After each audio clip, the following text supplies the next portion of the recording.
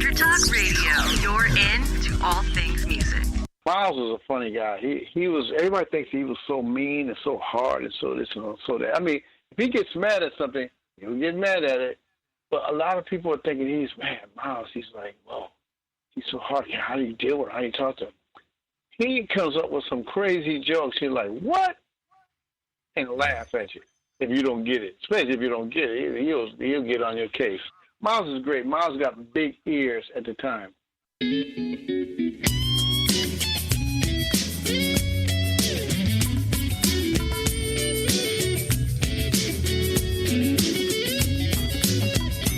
Welcome to Jackie's Groove. Come journey with us through the rhythm of the music business with your host, Jackie Bertoni.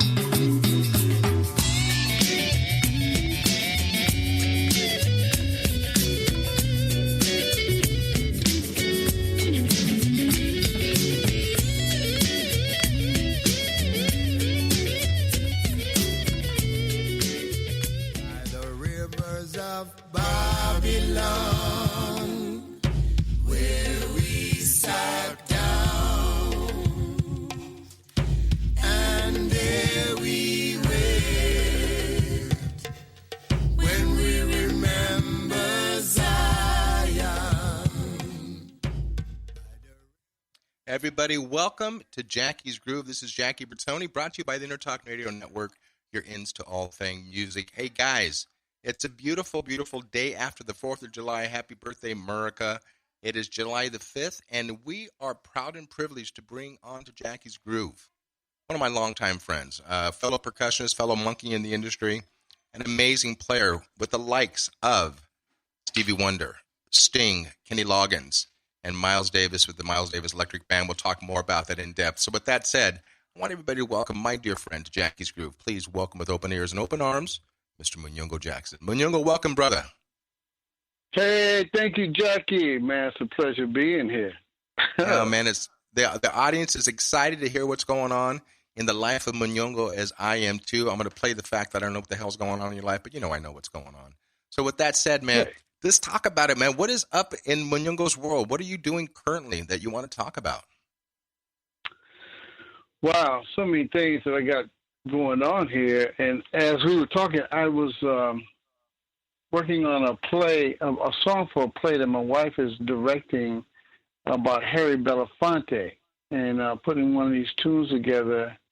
Hey, Dale, daylight come and you want to go home. Know it. Yeah. And there's a title for that, the true title. We all call it Dale. There's a true title for it I'm trying to find. But yeah, that's one of the ones that we're working on, just kind of mixing for the close of their show for this guy's doing a one-man show.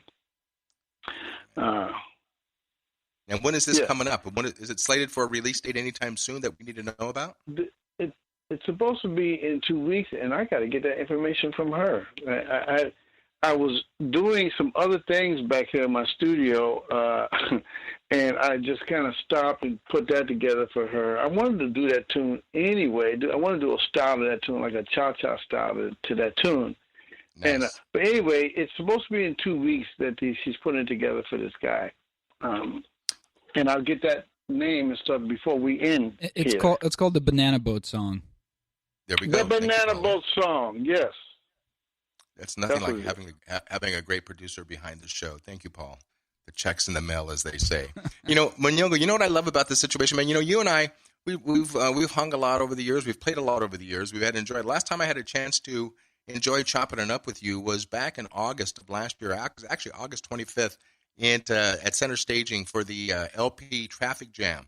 It was a conglomeration of all the West Coast cats, and I was trying to be as jovial as I possibly could, man, but I was suffering from bad back pain that day, so that installed it. 2 weeks later, I ended up in the hospital with back surgery, but it didn't deter me from having fun with Munyungo. I knew you were pulling up when I saw your crazy Volvo pulled up in the parking lot, and yeah, man. It's cool for the listeners out there. Munyungo and I, the first time I had really played with Munyungo, I'm going to put the thinking cap on here, brother. We played together at a great venue in Costa Mesa, California called Mucho Gusto. a little Mexican restaurant, jazz place. And you were playing with JCQ, if you remember that night. You were playing percussion.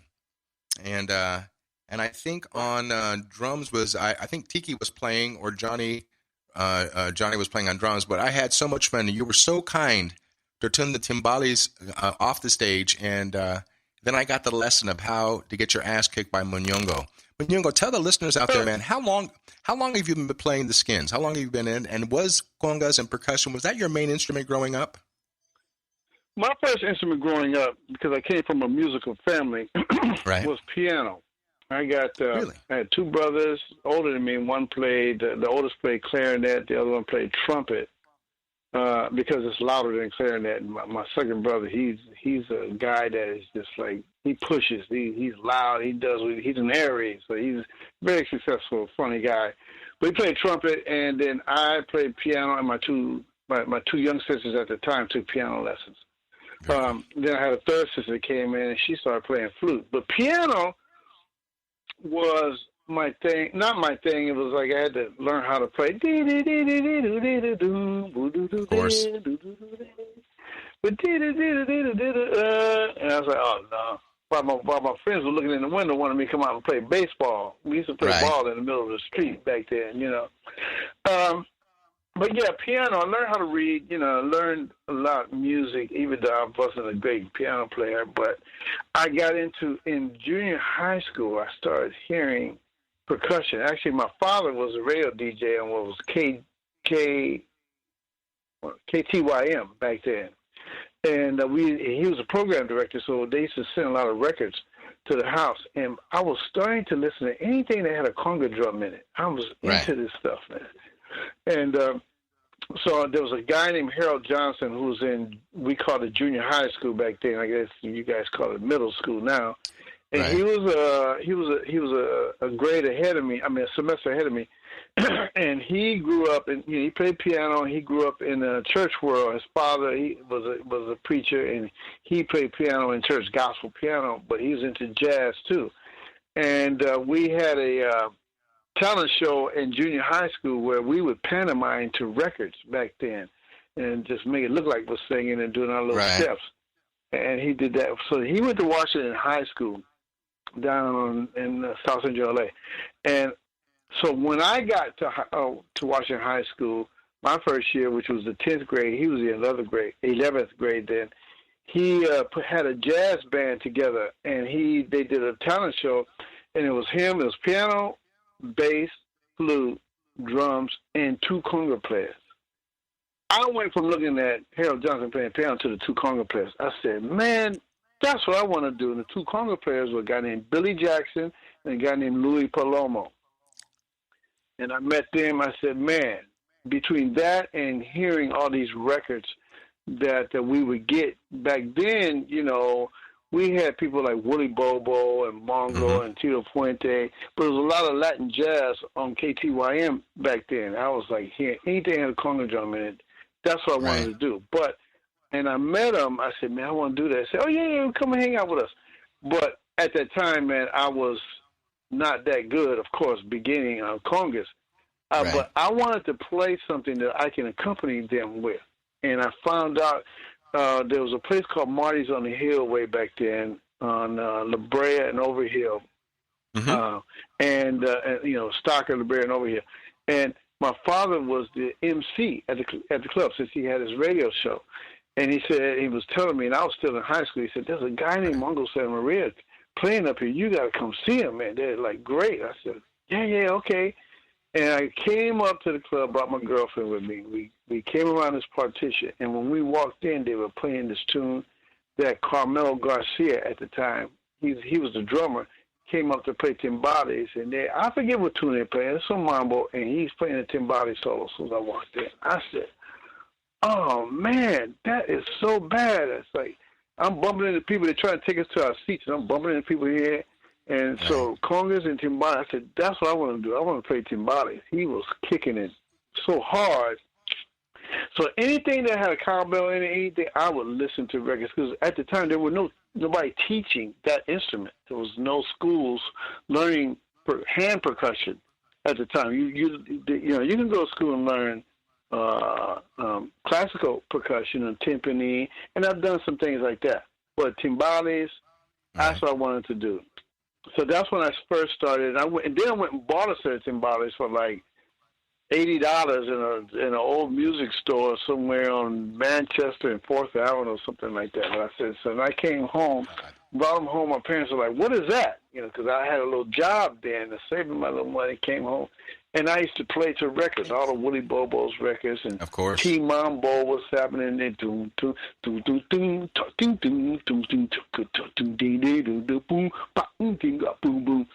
Puente, T-Mambo. Are you familiar with that? Of course, man. Yeah, absolutely. I mean, how many? No, I'm just saying, how many records did I break, or needles did I break on the turntable, just trying to cop and emulate that vibe with mambo and cha-cha, right? And and Munyungo and so on. Yeah, of course, that's what we all got. They know. I'm a self-taught player. Are you a self-taught player, Munyungo, or are you a studied player? I don't know. I would say both. I would say self-taught, but I studied by listening to a lot, and then I would watch people play. I said, oh, that's how they do that. Yeah. I would learn. I would go see them play and say, yeah, I can go home and practice that. So so self-taught. I mean, no.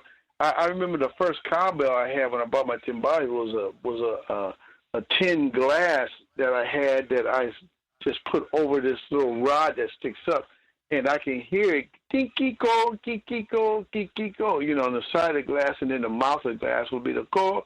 I said, oh, that's close to a cowbell. And so I listened to music on the radio, and I would emulate it from there, you know, old Willie Bobo stuff. So, yeah, there was a lot of self-taught and just hanging out with these conga players, man, like with Billy Jackson and Louis.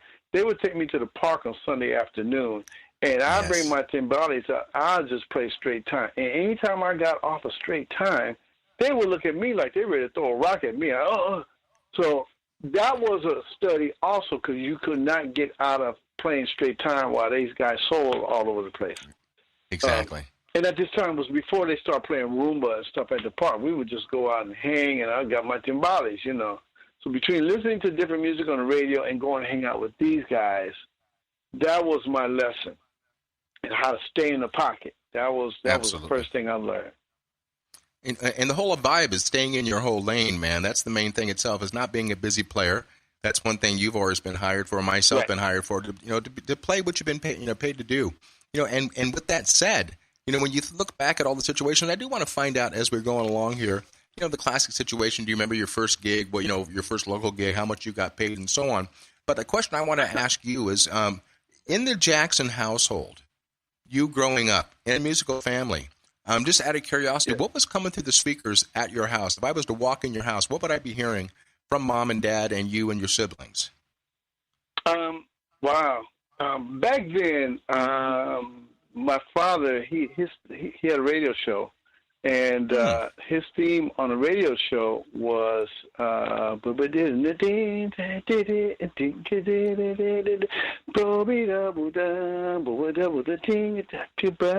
ever heard that? Very cool. Very cool. That was Gerald Wilson. I can't even say the name of the song now. Gerald Wilson.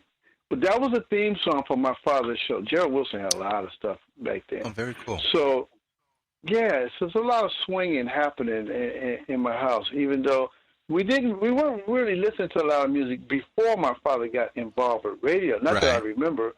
But I also have, on my mother's side, a lot of music came from my mother's side, actually. You know, my mother had an older sister named Nellie Lutcher. She was a piano player, singer. She was a piano player before she was a singer. And they're from Lake Charles, Louisiana. And her older sister, she was doing a lot in Louisiana at the time, and she was starting to get into jazz and what they called R&B back then. Mm-hmm. And so they brought her to Los Angeles. They started moving to L.A., and she got involved with Capitol Records. Back then, Hollywood for African Americans was on Central. And, what's the name of that hotel? There's a famous hotel on Central Avenue, like 43rd and Central. something. The name is anyway. They had a lot of music was there on Central, and that's what the I think the Central Avenue Jazz Festival that's going on. They have a street festival with two Very stages, cool. And that's remembering back then the entertainment back then. But yeah, Nellie Lutcher, she got signed with Capitol Records back then. So, and she would have these parties at her house that we were invited to, especially around Christmas time, and have a bunch of people there. I mean, she'd have signed pictures of a lot of people. I mean, even the Three Stooges were there. She had a lot of people that go to the house, and I was too small to remember all these people. But they would hang at her house. She played piano. They would all get up and sing and doing all these kind of things. So, yeah, the music was on that side of my family. Her brother was a saxophone player, Uncle James. Mm-hmm. And anyway, so we had music going to the family. My mother turned into a songwriter, and she would get grants to do plays and musicals. And that was the other part that I would learn how to play drums. I wasn't I didn't learn the correct way. I didn't go to school to play drums, but watching everybody and playing, swinging and doing whatever, I learned like that, So my mother was, wrote a lot of songs, and she would get grants to do these musicals in these different schools. And so I would hang with her. I mean, a lot of people, singers, dancers, got started. And because of playing percussion, not just drums and timbales, I got into playing congas because that was one of the things I wanted to learn too. From playing congas, I learned the different music. Of course, Latin jazz, then getting into some Cuban music, and then some West African music. And this was before the djembe was brought on. I would go to these different Wanda Lewis dance class, and we were playing congas. Right. And I brought my timbales in there. She said, "What are those?" The timbales. They never had those play for our dancers. And she came from Catherine Dunham School, which is a whole other school back east. For those of you who are listening and you know about all this, just look up Catherine Dunham. And I think Francisco Acobea back then used to play with Catherine Dunham, playing with dance classes back then. So between listening to music and then playing with dancers and moving along with that, there's like two sides of the business, the music business, playing rhythms and playing for dancers. You definitely have to play in time. So my time, absolutely. I was developing my time there too with dancers, and then playing with different band members, different type bands. I was getting into Latin jazz back then. Like I said, when they had Willie Bobo and Tito Puente and Mongo, music started to change in the 50s and started to get into an avant-garde thing. Even when I'm going to interrupt you real quick, brother. I got to interrupt you real quick. We're coming out of segment one. I want to pick this up on the next segment because this is the whole longevity of how it started for you. So with that said, sit back, everybody. Don't go anywhere. This is Jackie Bertoni, Jackie's Groove, brought to you by Intertalk Radio Network. You're into all things music with my in-studio guest, prolific drummer, percussionist, film scorer, film writer, Mr. Munyungo Jackson. Guys, don't go anywhere. We'll be right back on segment number 2 after a short break. Don't go.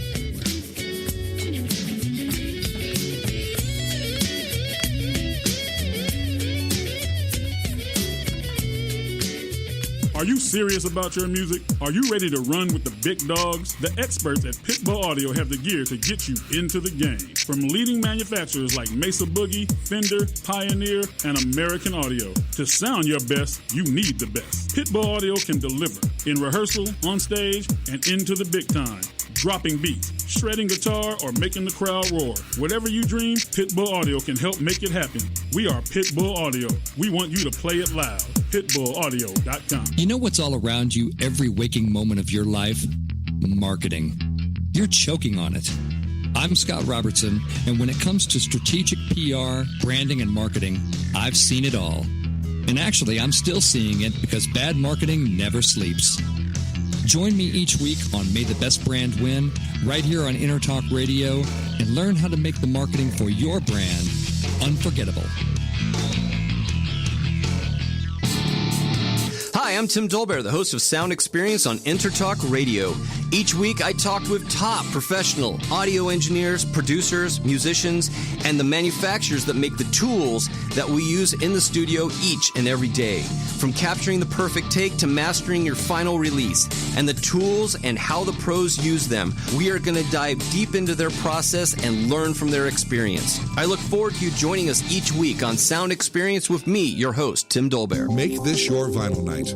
I'm John J.R. Robinson, and every week, music creation comes alive through stories, experiences, and sounds when vinyl records filled our hearts and minds. My friends and I share our tips and techniques used in creation of iconic tracks for recording artists such as Michael Jackson, Eric Clapton, Quincy Jones, and Steve Winwood, to name a few.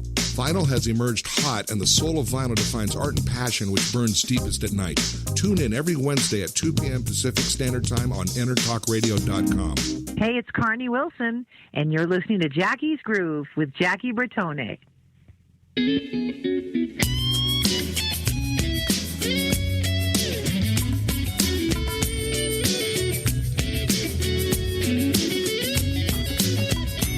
Welcome to Jackie's Groove. Come journey with us through the rhythm of the music business with your host, Jackie Bertone.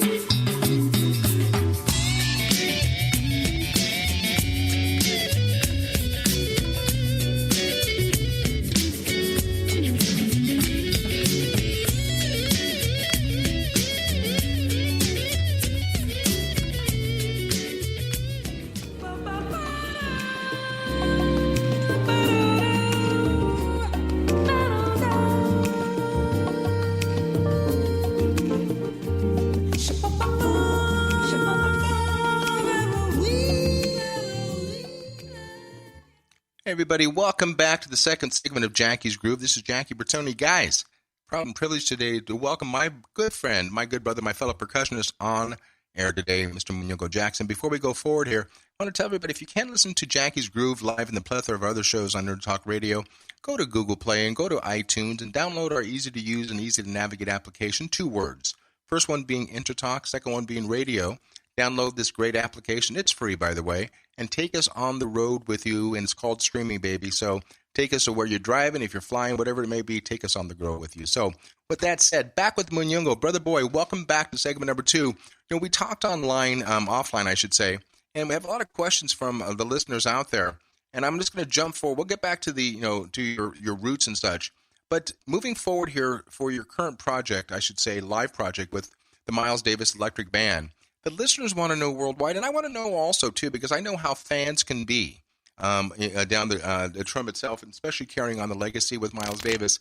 How is this conglomeration, this gathering of musicians, how is it being accepted by the masses and the Miles Davis fans throughout the world? Are they accepting it as a legitimate situation?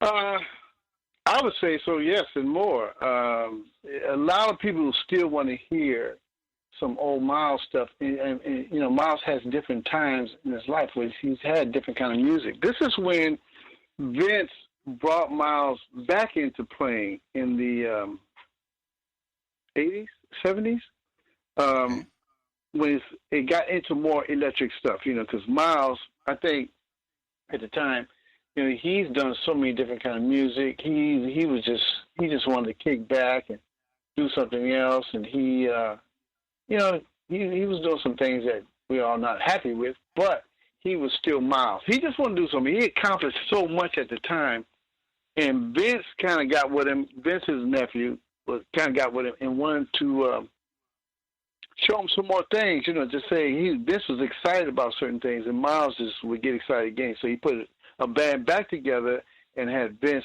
play drums in the band. So when Miles left, everything was turned over to Vince, and I'm sure he didn't expect that, but he was like, a lot has gone into his lap, and so he kind of wanted to put it together because he saw that people were still wanting to hear some Miles music. So he put this together, Miles Electric Band, and we went over a lot of the music that started out when they started playing together with that band. And so we adding even more to it as we're doing now. We just went on a tour to this past April. We were in Japan, Australia, Hawaii, Canada, and we got some more dates coming up too. But it's a fun band. It's one of these things where, I mean, from the beginning to end, we don't stop. We do a lot of tunes. And people are digging it, man. People are coming up and very surprised with signing autographs. I'm like, okay, great. You know. So I'm digging it. I see people dig it. Who's playing trumpet? Is there a trumpet player in this band at all? Yeah, he's, I can get to everybody's name. He's gone to different trumpet players. I'm trying to find this lineup where we had, you know what? I'm going to look this up. Let me get everybody's name. But think about the shoes this man has to fill by stepping into the front of that stage and filling the shoes of Miles Davis. The people that you guys are employing to hire the situation, I don't want to sound naive, but I'm assuming these guys are the creme de la creme when it comes to trumpet players. Correct me if I'm wrong. Oh, yeah, has to be. He's picking some great guys. I mean, all the people there, it's like 3 different guys that were on this tour, and all of them can play, and all of them are different. And so it's not like he's out in front of everybody. This is a group where everybody is equal in the way this is being presented. And Miles has been like that, too, because Miles, his thing is letting everybody play. If you can play, you can come in his camp. You did. You know, Miles was a funny guy. He was, everybody thinks he was so mean and so hard and so this and so that. I mean, if he gets mad at something, he'll get mad at it. But a lot of people are thinking Miles, he's like, whoa, he's so hard. How do you deal with him? How do you talk to him? He comes up with some crazy jokes. You're like, what? And laugh at you if you don't get it. Especially if you don't get it. He'll get on your case. No, he was funny. Miles is great. Miles got big ears at the time. And so, yeah, Vince is picking that up. Very cool. You know, and I want to find out, again, I'm going to go back and forth on these questions. You know, and to questions that are tautological, I know the answers because I've played with multiple percussionists itself, you know, especially if it's a salsa gig.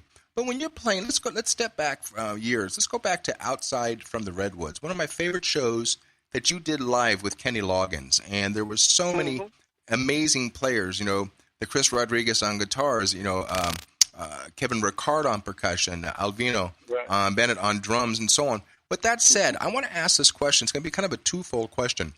When you played that outdoor venue, and you were splitting the percussion chair with Kevin Ricard, how much rehearsal, for the listeners out there, and also for my curiosity, how much rehearsal did you guys have, you and Kevin, of who was going to play what, and who was going to lay out? Because everything I saw, the guys, you were playing together. Was that an easy thing to work out between the two of you, especially playing Kenny's music? No, it's pretty simple, but Kenny is very, he gets down to like the very small things. He goes over every little thing. Kenny Loggins he doesn't want it, he wants it to feel loose, but he wants it to be tight. He wants everybody to, it's almost like classical music where every part is laid out, every part is played, and like that. And even though I worked on Kenny's record before Kevin Ricard got with him, Kevin Ricard was in the band, so that was his chair, and he invited me to do some other things. We needed another percussionist at the time. Right. So I respected that, you know, for it being Kevin's chair. And also we shared it. So yeah, Kenny Loggins is he's a great guy. But I remember when we were working on one of his records, and Bill Summers and I were called in to do the recording session in Santa Barbara, and it's because of this record. Bill Summers and I and Angel Figueroa did a record with a guy named Vinks that Sting produced. Of course. When Kenny heard that record, he said, "Oh man, I want this kind of thing on my record." So he would try. I mean, we went up there and he wanted to experiment at the time. Like for instance, there's like he wanted a big drum sound. Right. And he wanted the sound of like a bass drum that we brought that we're playing with a mallet. You know, a regular kick drum would play with a mallet, but he wanted a lower sound, so he wanted us to loosen up the head. But then on some drums, when you loosen up the head too loose, you don't get a low tone. It's like the head is flapping. You hear the sound of a head that you're playing, that is real loose and it doesn't have much tone to it. So we had to tune it back up, and they said, well, then what if we sampled it and brought that tone down from the higher tone? But then back then, when you sample something and you played it, it comes after you strike it. You know what I mean? It's like, right. Boom. Or even on the keyboard, you hit the keyboard, and it's like that. So that was crazy. We tried a lot of things, but we had, yeah. Now, are you talking more like a suro, kind of a Brazilian drum sound? Is that what he was trying to go after? Well, he's trying to get a sound that sounds like it's way in the jungle and it's at a distance. Okay. It's funny because I say that because when I interviewed Kevin a month and a half ago, Kevin had this great sound bite, and you're going to get one. Well, we're going to choose a sound bite when we start the show off on the archive. But Kevin had said something, and I think it was either Kevin or I'm trying to think of the other players. It said something about, actually it was, Jesus, all of a sudden I'm turning into Munyungo right now. I can't remember who in the hell I interviewed. But it was not Lenny. It wasn't Castro, but it was something about, if you asked me who was my inspiration of playing that gave me the freedom, the answer was Kenny Loggins. If you asked me during the interview who made me want to pull my hair out, was Kenny Loggins. And so, with that said, I'm sure you can vibe with that, especially for that working with them for all those years. And for the listeners out there, please do me a favor, go on to YouTube and search this. Put in Munyungo Jackson and put in also Kenny Loggins Outside from the Redwoods, and take a look at this amazing, amazing sound. And I wanted to find out too, with that itself, even though that was back in the day, and I didn't notice because I'm not looking at it right now, but Munyungo, were you guys on stage, were you using wedges or were you guys using in-ear since it was at its infantile state back then? It was a combination of both, but with Kenny Loggins, I think we used in-ears. But it's hard to remember all that stuff too because we were doing a lot of moving around. Yeah, because, out in the middle of nowhere, out in the middle of this forest, I'm curious to find out, since there was nothing behind you, how was the sound on stage? Or did you just lose it between all the redwoods? No, we didn't lose it. We could hear everything, and that was so important, the sound on stage. The backdrop was great. They had of course they had a sound system. I mean, they had the sound going out. And, right. But on stage, we can hear everything. And like I said, it's a combination between in-ears and stage monitors. It wasn't that loud, but it was great. Back then, I'm trying to remember all this stuff. Yeah, but let me ask you a question then, because you and I are virtually the same age itself, and I ask a plethora of all the people that I interview. But you're 92? I'm 92, baby. Right. We look good, don't we? But the question I wanted to find out from you, because we are long in the tooth to a certain level. I mean, we have our ways of doing things, but let's say currently on stage right now, are you more favorable of wedges or are you more favorable of in-ears? And tell me why on both. Well, it depends on who we're playing with. I play with different people, like the Miles Electric Band. I have wedges, but I'm with Stevie, we use in-ears. And I'm like this. I don't want to depend on so much in-ears or even wedges. I want to hear the band on stage. And depending on the size, I said, like Stevie, I mean, we're on this big stage and I can't hear the keyboard players on the other end or whoever's on the other end. But where I am, I mean, I'm right next to the drummer, so I don't need a lot of drums in my head. Right. The most I need is a click, because we use a click on everything, and we all play into this click together. But the keyboard player, the guitars that are in front of me that are set up with me, what I do is I listen. I'll put one ear, like in my left ear, put in the ear, and then my right ear is open, and I can hear everything. So some balance between my left ear and my right ear. For me, I'm not going to put both ears in and depend all on my in ears to play together. I want to hear me. I want to hear my congas, but not so much in my head. And I want to stand corrected. The person I was telling you about who went through the Kenny Loggins camp was our mutual friend. The person who made that comment about wanting to pull the hair out of their head was none other than Mr. Herman Matthews. And nobody knows it more because he spent so much time on that camp. And I want to talk about this also. I'm not going to ask you a question that's going to require a 10-minute answer when I only have like 3.5 minutes. But I do want to find this out. And guys, I got to tell you something. I'm going to blow smoke up your ass right now, brother. I don't know what I love more about your playing, if it's congas or if it's timbales. But I'm going to tell you something, guys. Again, go on to this thing called YouTube. I want you to go ahead and put in Munyungo Jackson. That's MUNYUNGO. And I want you to, in Jackson, I want you to put in Stevie Wonder and put in Spain Live. And there's between the two of you, our mutual friend Fausto Cuevas was playing percussion, you playing percussion. I want to know on Victoria Theodore on keyboards, when you got that gig with Stevie, because I know Stevie's all about playing. I've known Stevie for years. I know that he gives you guys open rein, and he only hires the cats that are going to be able to handle his gig. But when you did this, and I'm going to ask the question anyways, and we can pick it up on the next segment also, when you were playing with Fausto on this huge stage, and for those out there listening, is that whole vibe, how did the two of you work out? Because let me just tell you something, brother, and I'm going to be right up front. Your fucking timbale solo, when they spotlighted you, raised the hair on my back. I mean, I'm just trying to tell you, man, it was ridiculous. How did you and Fausto choose your parts, or were those parts written for you? Or did you guys just say, you know what, you take this, I take that? Share with the listeners how you guys worked that out. It's more like, you take this, I take that.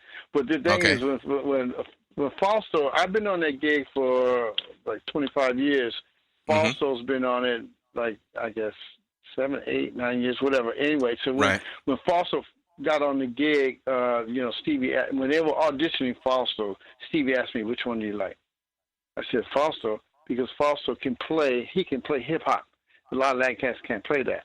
And so some of the things I would tell him, man, you play this, and I'll play that. Some of the things he just started playing, I said, hey, well, shoot, sound good. Then let me play this. You know, it was a mixture of choosing. We respected the heck out of both of us. You know, when Spain came up and we started playing it, I don't remember exactly how it went, but it sounds like I said, well, look, I'm gonna play timbales and you play congas. I think he started playing congas. I said, well, I'll play timbales on this. So a lot of times we'll do it like that. We'll look at each other and see who's gonna do what, especially for some of the new stuff. You know. Right. And so he played conga. Fausto is a hell of a timbale player, conga player. He's a great ass percussionist. Period. That's how he got that gig. Fausto can play. And so, but when we picked up this, I said, man, I'm gonna play timbales on this and have fun with it. You know what I mean? So that's how that happened. I chose it. I took it. Yeah, man, you got to take it, man, because what I'm going to take is I'm going to take us out of segment number 2. You see, my brother, how fast this goes, man, and we haven't even touched on the other amazing players that you've shared the stage with, and we're going to pick that up. But I do want to come back to Stevie Wonder and that gig and find out how much more life you have with Stevie and when's the last time you played with him. So with that said, Munyungo, put your thinking cap on, because there's a lot of questions I got to ask and a lot of answers that the listeners want to hear also. So with that said, when we come back on segment number 3, believe it or not, segment number 3 with my in-studio guest is an amazing, amazing percussionist, my dear friend, Mr. Munyungo Jackson. You can also visit his site at munyungojackson.com for everything Munyungo. Follow him. Just Munyungo.com, no Jackson. Okay, perfect. So Munyungo.com. And check out what he's doing. So with that said, guys, we're going to go ahead and cross our T's and dot our I's on segment number 3 coming up. Again, this is Jackie Bertoni, Jackie's Groove, brought to you by Intertalk Radio Network. You're in all things music. Guys, don't go anywhere. Segment 3 right around the corner. Stay tuned. You don't want to miss a thing.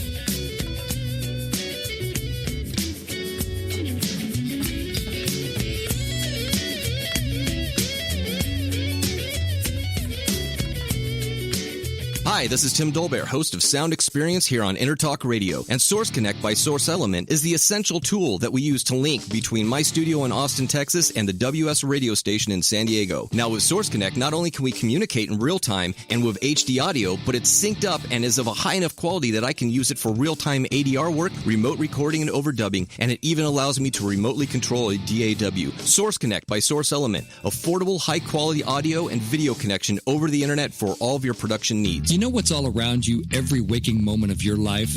Marketing. You're choking on it. I'm Scott Robertson, and when it comes to strategic PR, branding, and marketing, I've seen it all. And actually, I'm still seeing it because bad marketing never sleeps. Join me each week on May the Best Brand Win, right here on Intertalk Radio, and learn how to make the marketing for your brand unforgettable. Make this your vinyl night. I'm John J.R. Robinson, and every week, music creation comes alive through stories, experiences, and sounds when vinyl records filled our hearts and minds. My friends and I share our tips and techniques used in creation of iconic tracks for recording artists such as Michael Jackson, Eric Clapton, Quincy Jones, and Steve Winwood, to name a few. Vinyl has emerged hot, and the soul of vinyl defines art and passion which burns deepest at night. Tune in every Wednesday at 2 p.m. Pacific Standard Time on EnterTalkRadio.com. Are you serious about your music? Are you ready to run with the big dogs? The experts at Pitbull Audio have the gear to get you into the game. From leading manufacturers like Mesa Boogie, Fender, Pioneer, and American Audio. To sound your best, you need the best. Pitbull Audio can deliver in rehearsal, on stage, and into the big time. Dropping beats, shredding guitar, or making the crowd roar. Whatever you dream, Pitbull Audio can help make it happen. We are Pitbull Audio. We want you to play it loud. PitbullAudio.com. Hi, this is Shelly Sondheim, President CEO of CSM Words and Music. You're listening to Jackie's Groove with Jackie Bertone.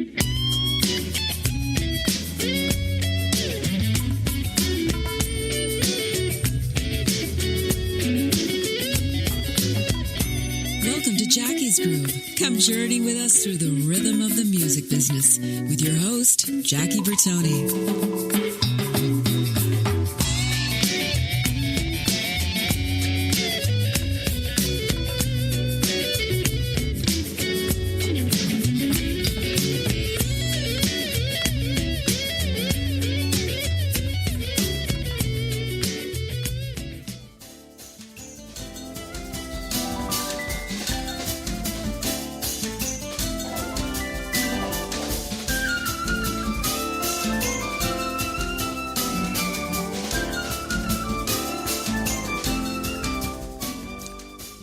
Hey everybody, welcome back to segment number 3 of Jackie's Groove. Hey guys, guess who this is? It's Jackie Bertone, and guess who I'm talking to?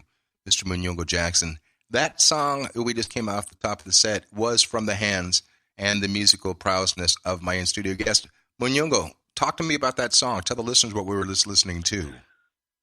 Man, that was one of my favorite too. That was from an audiophile project I did 9 million years ago called Colombiana. Listened to a lot of music from South America and whatnot. I just kind of wrote around that. And that's when Pedro Eustaci and OT, keyboard player, was playing on it, playing flute and piano. Oh, wow. Rayford Griffin on drums, Sekou Bunch on bass, and just hand percussion. It was all... It's like no overdubs. You just play with one mic in the center of this room, and you place people around that mic. So I want to do something nice and pretty. I love pretty music with a nice groove on it underneath. It doesn't have to be about rumba, all the time. I love some nice flowing music. So that was a tune called Colombiana, based on some music from down from Colombia.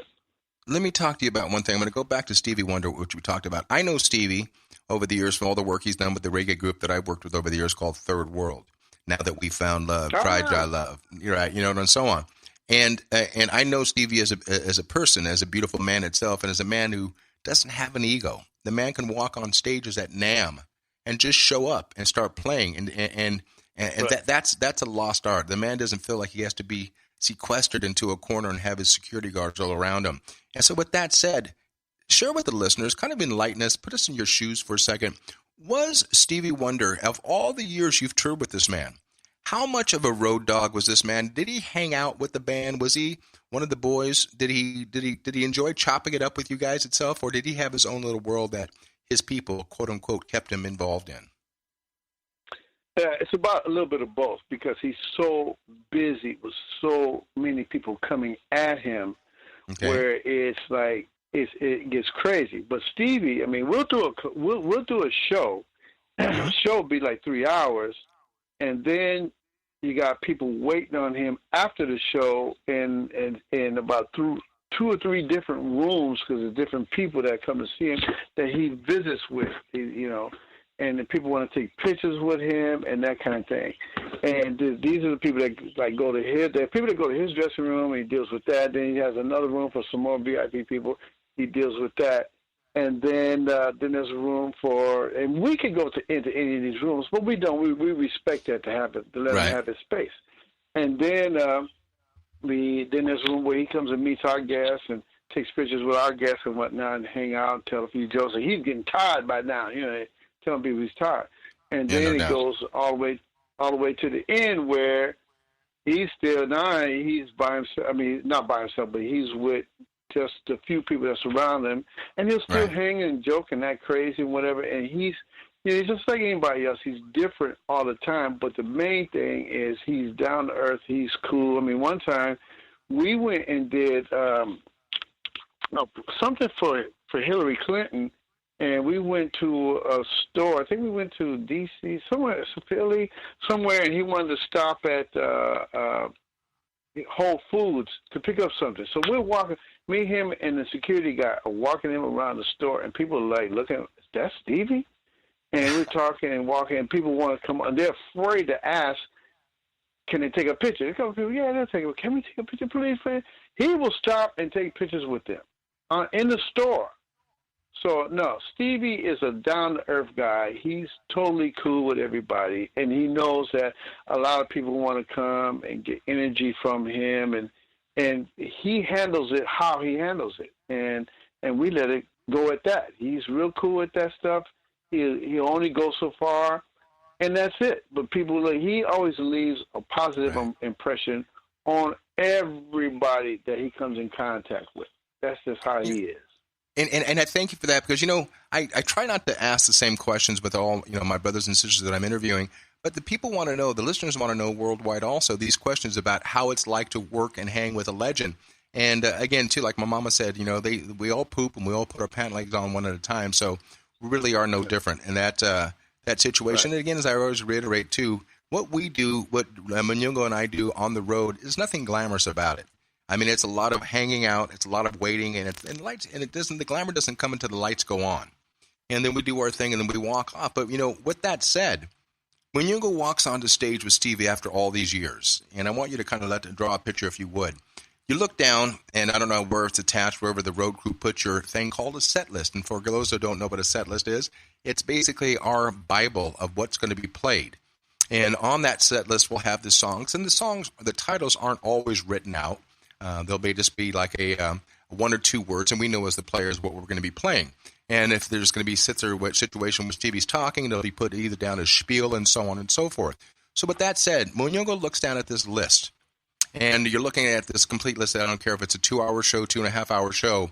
Is there a song, and share with us, and be honest, is there a song when you look on that set list and you go, shit, we're playing this song again? And if there is that case, what song did Munyungo say, shit? Was there a song you didn't like to play or just got tired of playing? No. There's no song on the list that I didn't like to play that I get tired of playing. None of them. And we have fun. But the thing about the list is he'll have a song list, and we all know, okay, we're supposed to start with this and end up with, and this is the order. Forget the order. Stevie will get on there and play what he wants to play, how he wants to play it. He expects everybody to know all his music. So he'll flip the script, no problem. Oh, yeah, he'll flip the script and he'll go here. And see, the thing is that each song has a different tempo and different click. And that's why he got his guys to backstage to run the click. He may start a song, and they'll say, and he a lot of times he won't say the name of the songs. He expects everybody to know the titles of the songs. Very rarely have I heard him announce what song he's going to play. He just starts playing it. And if this wasn't on that next on the list, they have to go quick to get the click going. And so we got this thing that we think about, okay, how long does it usually take the guys to get the correct tempo for the song? Okay. And so it's usually a bet. It's like, I don't know, some people say, 5 bars, 4 bars, bar and a half, 3 bars. I say, if any, 7 beats, 8 beats. 2 bars, and they got the click. Boom, they got it.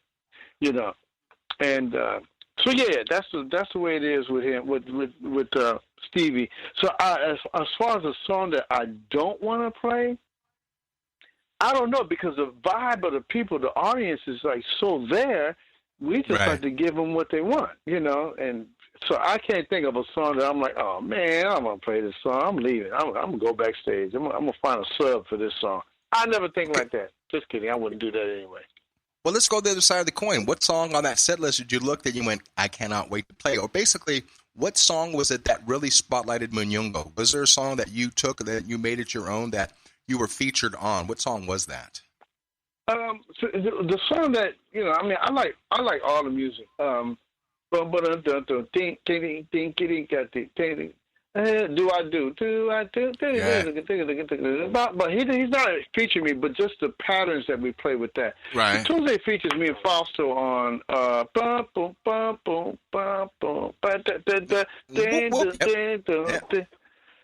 and well, we trade off a little solo, timbale solo, bongo. I mean, conga solo, timbale solo. So that's a fun tune that he does. That's like one of his hits all the time. I just love that vibe. Don't you worry about a thing. Don't you worry about a thing, man. You know, all the songs, think about the songs that Stevie's made famous, the song tracks of our lives. I just called to say I love you. My father-in-law would call his daughter, my wife, and we would get home and there'd be the machine and you would hear, I just called, you know, and that would just warm our hearts, you know. And songs like, I love this tune. Here's an old tune from the 80s, Love Light in Flight. You know, that was one of my favorite songs from Stevie. Yeah, I'm going back on that situation. But just all the tunes, you know, was it Is or As? Another one of the songs I love. There's a song in the Songs of the Key of Life that Stevie made, you know, that made our lives that much more happier. You know, and the fact of the matter is, you know, we're blessed, Munyungo, what you and I do. You know, I can't speak for you. I can speak for myself. And there's groups when I walk on stage that I listened to growing up. I'll be, you know, first and foremost, you know, my mentors and who I had my first start as a young man with a group called Tower of Power, who's going on the 50th anniversary this year, man. And I look at the fact as I grew up listening to these guys, and I find myself sitting right next to the Tower of Power horn section. Lenny Pickett, Lenny Williams, the list goes down the line. So, you know, with that said, I mean, going back just to paraphrase what we talked about before, I just touched on a few of the groups. Again, the Miles Davis Electric Band, Kenny Loggins, Stevie Wonder. But I want to find out what it's like because this is my bucket list. I would love the chance to record or be on the stage with this man by the name of Sting. And how much work did you do with Sting? And on the drum throne, were you playing with Vinny or who was on drums? Tell me, give me the timeline that you were working with Sting. Was it live or in the studio? No. Well, it was with a guy named Vinx. That's how I got involved with Sting. Okay. A guy named Vinx. He's a singer percussionist. You know, Absolutely. He plays a djembe. He stands and plays a djembe that's low. Djembe is a drum from Senegal, Guinea, West Africa, Mali, and it's very high pitched. And you hit the center of the drum. It's like a big bass tone at the center of the drum. It's like one of the world's most, like the number one drum now is the djembe, and the cajon is catching up. But he was playing djembe. His djembe was pitched low, and he would go boo, blah, boo, blah, boo, blah.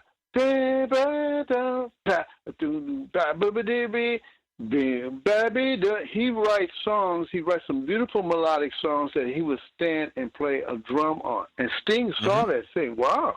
And women, women are attracted to him. It's really nice music along with a rhythm. So it kind of spread out into a pretty big thing. So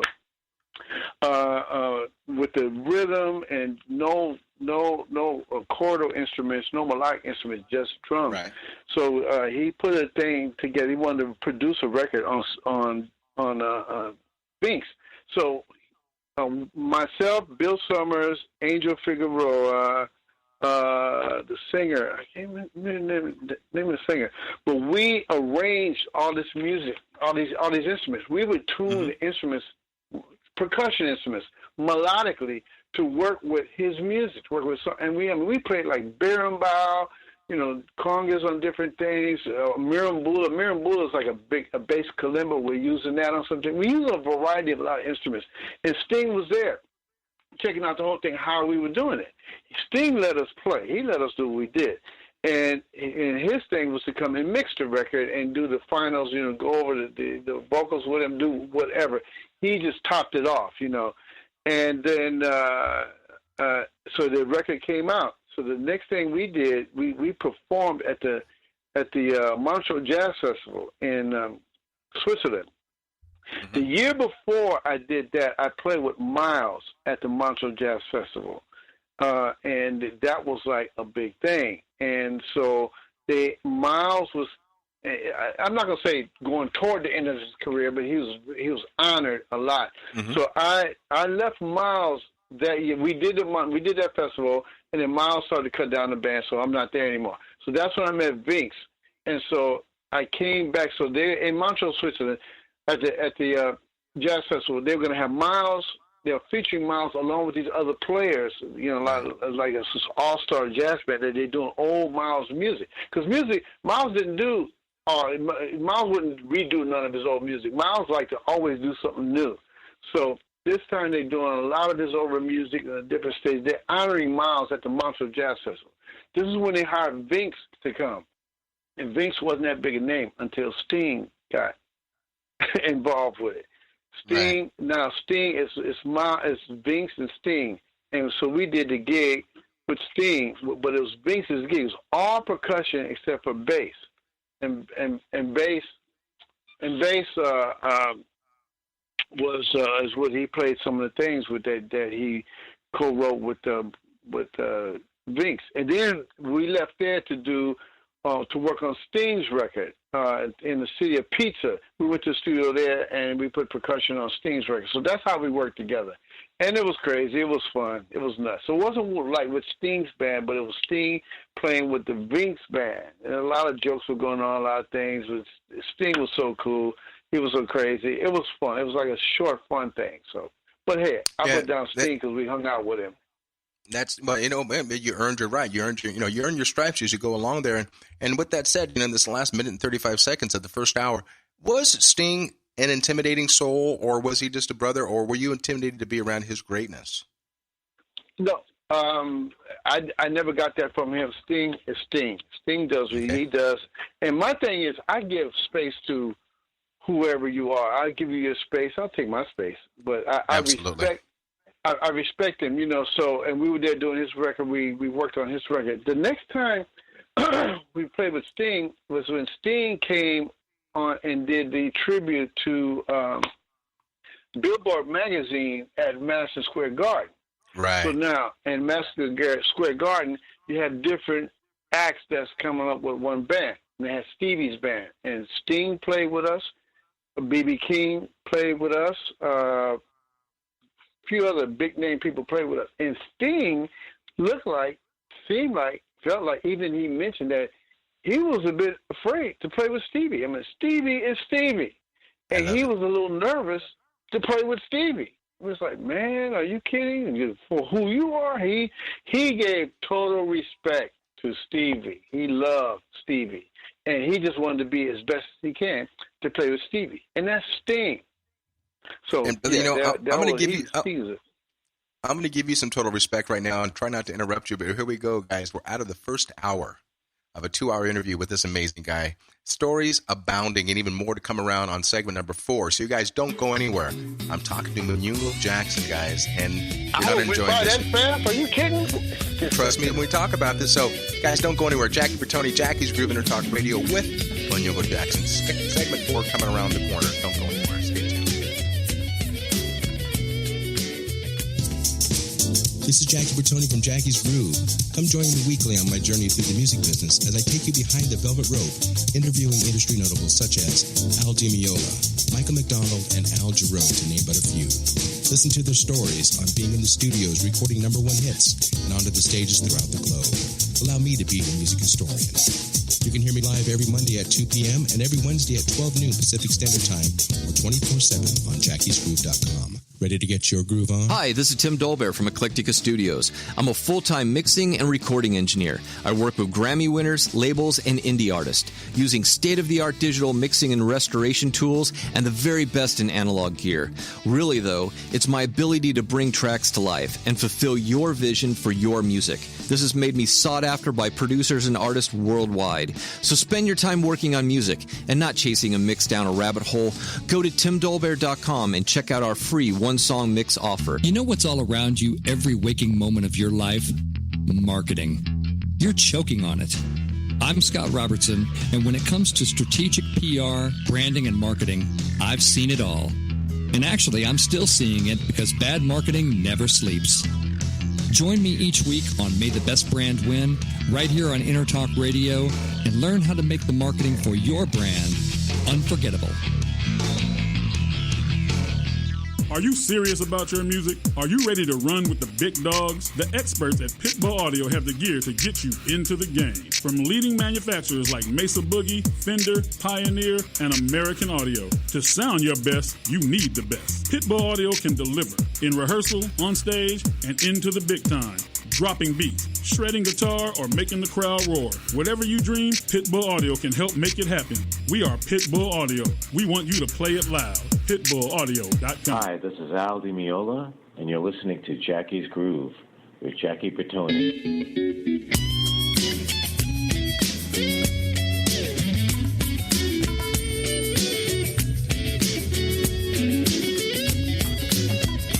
Welcome to Jackie's Groove. Come journey with us through the rhythm of the music business with your host, Jackie Bertoni.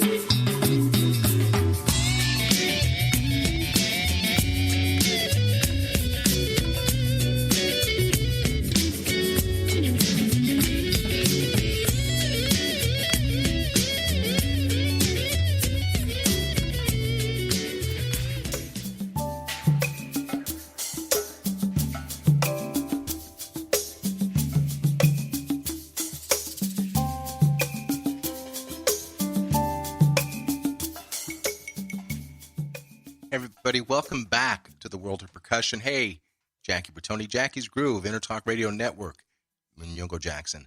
Munyungo, welcome back to the second hour, brother. Let's talk about that groove that we just, let's talk about that groove we just heard about. Educate us. Oh, man, that's on Dianne Reeves CD, tune we wrote together called Testify. And she just wanted me to put something down. She says, put down a groove. It was a groove that I was messing with one time. And I got these little Moroccan bongos. And I had 3 sets of Moroccan bongos.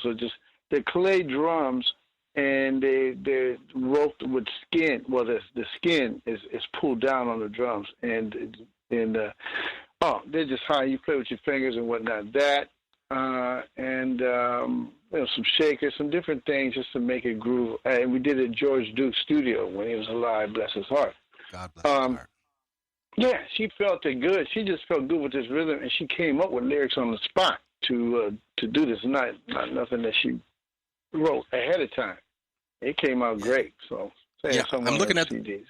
And I'm looking at right now. I'm in my studio. I'm looking at those 2 drums. I've got one that's kind of like a baby blue, and the other one is a cream-colored one with a nice kiln-dried sheen on it, and just a high pitch on that drum. It's amazing. You know, you and I play, baby.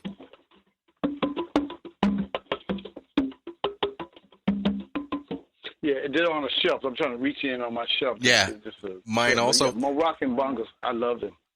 And when let's give a special shout out because we got some people, friends of ours, mutual friends of ours, and that have supported you and I over the years. And those people are Terry Telepe and also Jerry Zacharias and also Derek Zimmerman and a company called LP Music. And I can speak for myself. I'm going on 28 years with this company. How long have you been with LP?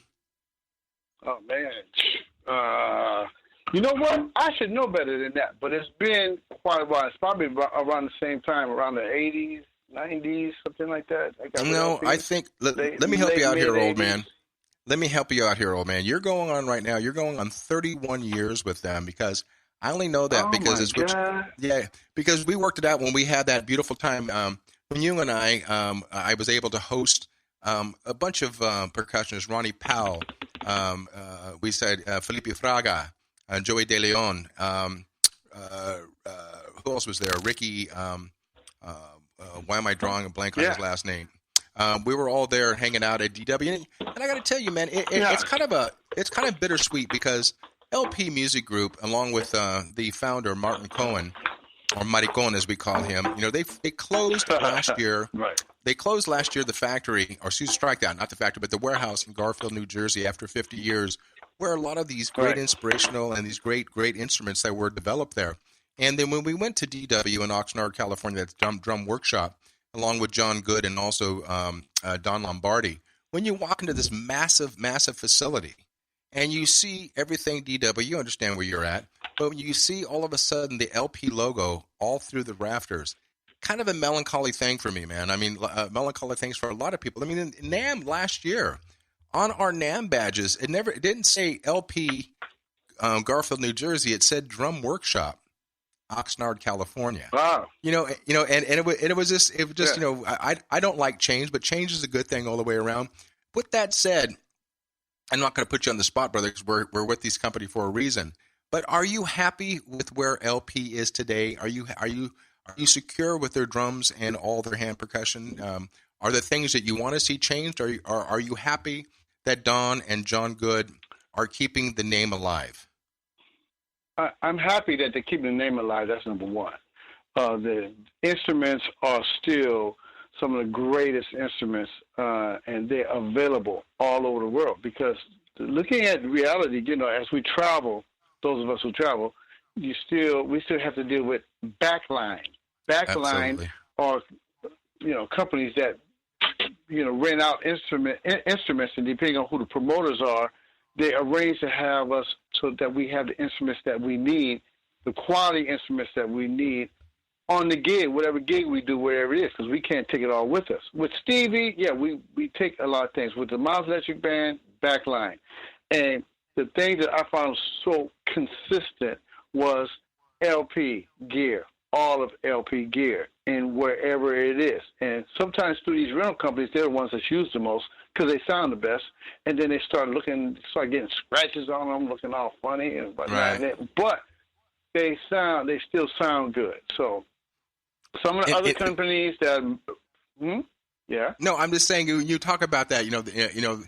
LP's worst line, and I don't want to use that word, but their Aspire line is better than the majority of all the other percussion companies out there. I mean, I get very, very humbled, and I get very honored when after NAMM I get that call from Pearl. I get the call from what else? Gone Bops and so on, asking if I would like to come over. And I said, the only way I'm not going to come over or leave LP is if my contract is not re-signed. I'm thankful. I've got a little warehouse in my studio with LP emblazoned everywhere. But with that said, I'm going to share a quick little story. I was in a year, and this is 15 years ago. I was in Maui doing a private show, and it happened to be right along the Maui Jazz Festival, and they had everybody out there, Boney James and the like of smooth jazz. So when I was doing this private show at the Ritz-Carlton in Kapalua, a 2-evening shoot with Henry Capono and Michael McDonald, and a private auction and so on. Well, when I got there, my tour manager said, "Hey, man, I've got some bad news for you. Since this jazz festival is going on, and at Maui Stage and Lighting, there are no more LP instruments." So I sat there and I said, well, can you find anything from even local players? Nobody had anything because everybody lent their stuff out. So here I go and do this 2-night event in a private show in front of 3,000 people in the main ballroom. They supplied me with vinyl percussion and a great drum. And so I played the 2 nights. It was the flotation model. I'm sure you're familiar with that model, what it was years ago. Munyungo. A week later, I get home and I got a letter in the mail from LP stating the fact that they understand that I was in Maui playing at a private event and I was playing something other than LP instruments. And according to my contract, that was kind of in violation of what they wanted to do. So with that said, no harm, no foul. But I want to know, how in the fuck did somebody find out that I was playing a non-LP instrument in a private show in an island in the middle of the sea? And that, I would always get that. And so I tell the young guys out there, when you are, the endorsements of today are completely different than the endorsements of yesterday. The endorsements of today don't happen anymore. You don't go after a company for free rig It's just not there unless you're on a major show and you're going to become very focal to the listeners out there.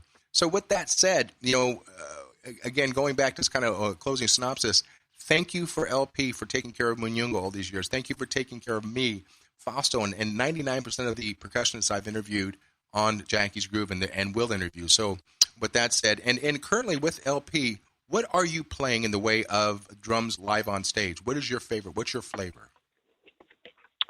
Oh, wow. Man, the Galaxy, I love Galaxies. And I'm a wood drum playing guy. I love to play in the wood congas.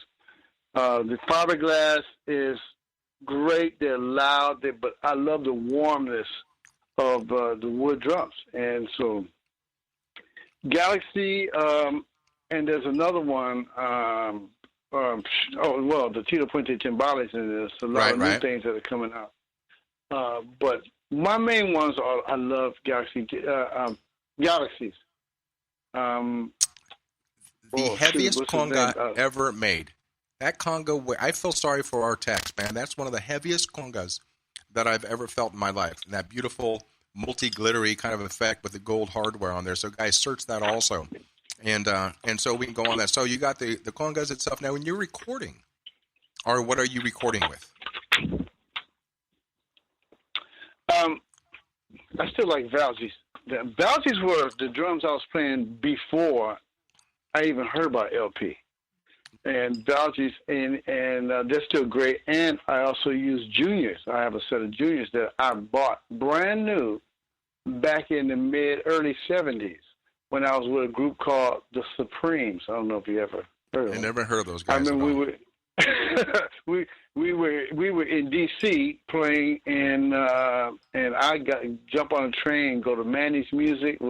I bought Tuesday in and brought them back with me. This is when we can fly with instruments back then, and they didn't charge extra.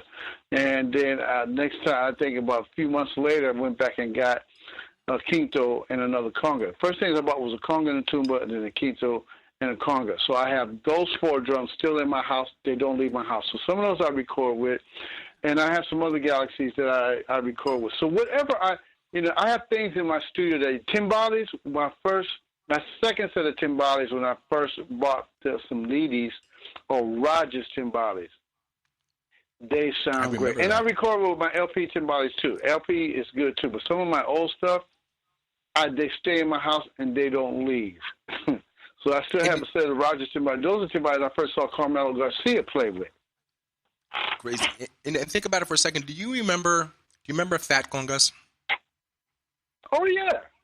I still have a pair. You're talking about heavy. Come on. Heavy? Yeah, please. Are you kidding?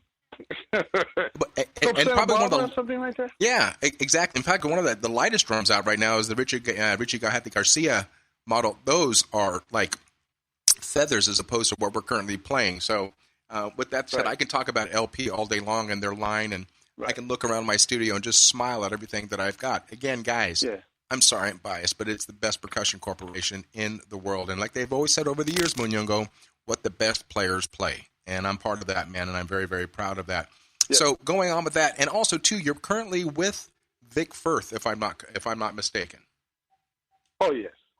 Oh, yes. And that's a drumstick company itself, and also Pisces Cymbals. Pisces Cymbals, oh, yeah, I love Pisces. Pisces, in the cymbals I use, they're bright. A lot of drummers, drummers are using a lot of different cymbals also, but I don't want to sound like a drummer, and when I crash, I love the Pisces because they're a lot thinner and brighter, and I use the smaller cymbals to do things with, and I have a big array of cymbals that I use for different things. I even use their gongs and whatnot. But the signature, and I still have a couple of 2002s crash cymbals, 15-inch. Bright, so, very bright. I love Pisces. Yes. And also, too, and I want to say hi to you stand out over a drummer. Of course. And we also want to say hi to our dear friend of ours. I like to call him Thin Mint right now, Mr. Chris Hart from Remo. Have you seen the weight this man has lost? Chris Hart. Come on, man. Chris Hart is a great guy, and I'm glad that he's losing weight. And, yeah, he got a couple more pounds, but Chris is a great guy. Chris is taking over things. He's running things. He's very, very highly respected. So, Chris, you're the cat.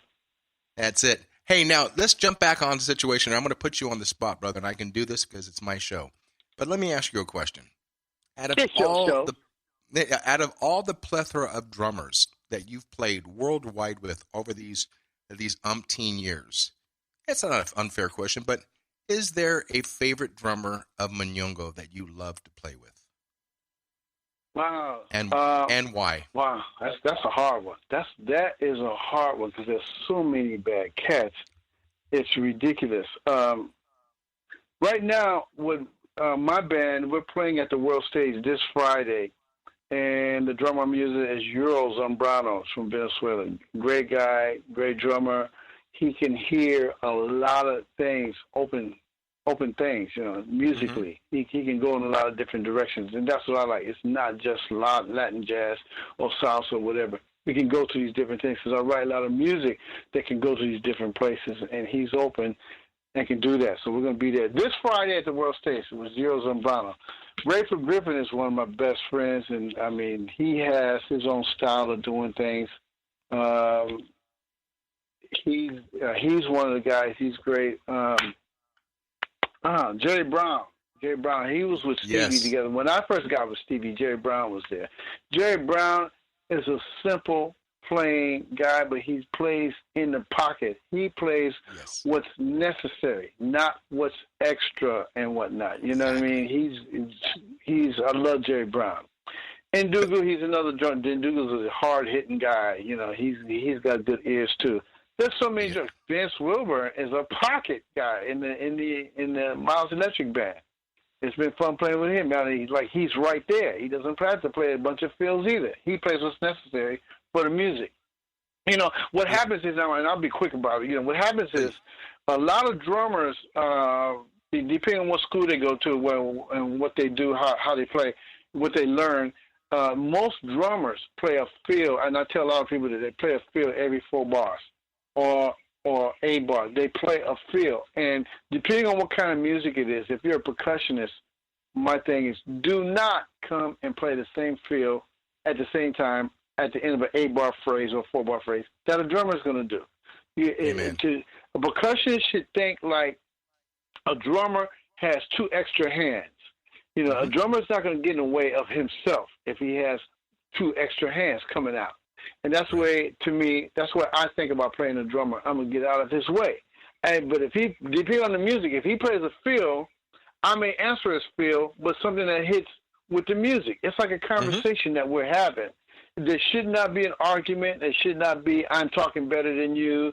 It should not be, you listen to me and like that. Because there's some people that have egos are like they different people think different ways, but I think that there's certain people that grow up certain ways and they play feels because a lot of drummers don't play with percussion. They want the percussion, just stay behind me and I'm leading this camp. And a salsa group is a whole different thing. Of course, and we know mutual players there, the guys who don't stay in their own lane, as they say, the people that are overly busy, guys that will play a timbali solo during a song called Feelings. And I won't mention any names, but we all know who we're talking about. So this is why, we're blessed a situation to complement. We don't have to fill that. It's like the whole situation is, as well as I do, less is more. It's that listening. It's what's not played can be the most dynamic of all the situations.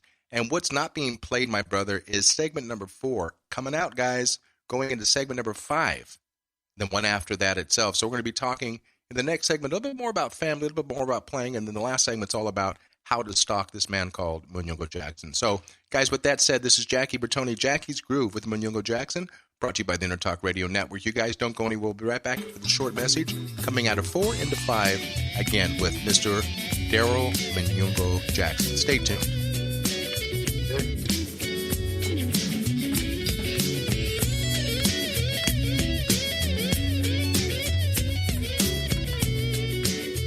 Are you serious about your music? Are you ready to run with the big dogs? The experts at Pitbull Audio have the gear to get you into the game. From leading manufacturers like Mesa Boogie, Fender, Pioneer, and American Audio. To sound your best, you need the best. Pitbull Audio can deliver in rehearsal, on stage, and into the big time. Dropping beats, shredding guitar, or making the crowd roar. Whatever you dream, Pitbull Audio can help make it happen. We are Pitbull Audio. We want you to play it loud. PitbullAudio.com. You know what's all around you every waking moment of your life? Marketing. You're choking on it. I'm Scott Robertson, and when it comes to strategic PR, branding, and marketing, I've seen it all. And actually, I'm still seeing it because bad marketing never sleeps. Join me each week on May the Best Brand Win, right here on Intertalk Radio, and learn how to make the marketing for your brand unforgettable. Hi, I'm Tim Dolbear, the host of Sound Experience on Intertalk Radio. Each week, I talk with top professional audio engineers, producers, musicians, and the manufacturers that make the tools that we use in the studio each and every day. From capturing the perfect take to mastering your final release, and the tools and how the pros use them, we are going to dive deep into their process and learn from their experience. I look forward to you joining us each week on Sound Experience with me, your host, Tim Dolbear. Make this your vinyl night. I'm John J.R. Robinson, and every week, music creation comes alive through stories, experiences, and sounds when vinyl records filled our hearts and minds. My friends and I share our tips and techniques used in creation of iconic tracks for recording artists such as Michael Jackson, Eric Clapton, Quincy Jones, and Steve Winwood, to name a few. Vinyl has emerged hot, and the soul of vinyl defines art and passion which burns deepest at night. Tune in every Wednesday at 2 p.m. Pacific Standard Time on intertalkradio.com. Hey, it's Carney Wilson, and you're listening to Jackie's Groove with Jackie Bertone.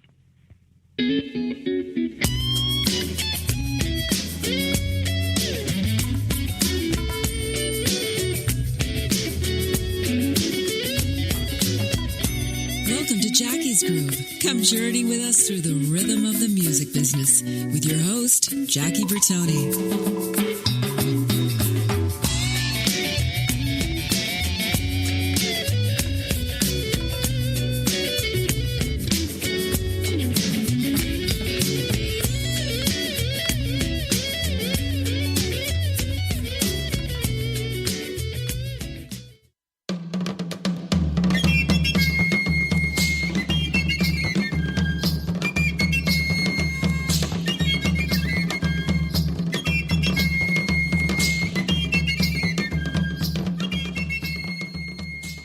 Everybody, welcome back to the amazing drum circle heard around the world. It's called Jackie's Groove. Guys, Jackie Bertone talking to my brother from another mother, Mr. Munyungo Jackson, Daryl Jackson. Hey, Daryl, I'm going to do a quick bit of business here, if I may. I talked about a little while ago, LP Music Group and DW Drums, who are our sponsors, but I want to talk to our biggest sponsor and say thank you to Calvin Lee and all the Motley crew over at Pitbull Audio. And you can reach them at pitbullaudio.com. They just want you to play it loud. And also, somebody that Daryl's, and I keep saying Daryl, I'm looking at your name here, Munyungo keeps looking at, and someone we're both familiar with, a company called SIR, Studio Instrument Rentals. The greatest place for backline, as we talked about earlier, and also studio rehearsal needs. And thank you guys. And also my drumstick of choice, which is Vater Percussion for the past 23 years. You can reach them at Vater, VATER.com. So, business is done. Back to this situation, Munyungo. Let me ask you this question. On that last tune we heard coming in, talk to us about that. Educate us once more. Oh, my God. That's on a project I produced for a guy named Clifton Robinson. It's called Kude. Look here. That is Penny Wheelie. It's this guy is from Jamaica. Now, this is a CD with all music from Jamaica that people do not realize come from Jamaica. This is almost like an educational project that I did for people to learn some different rhythms other than reggae. People think the only thing that comes from Jamaica is reggae, ska, and nibenge.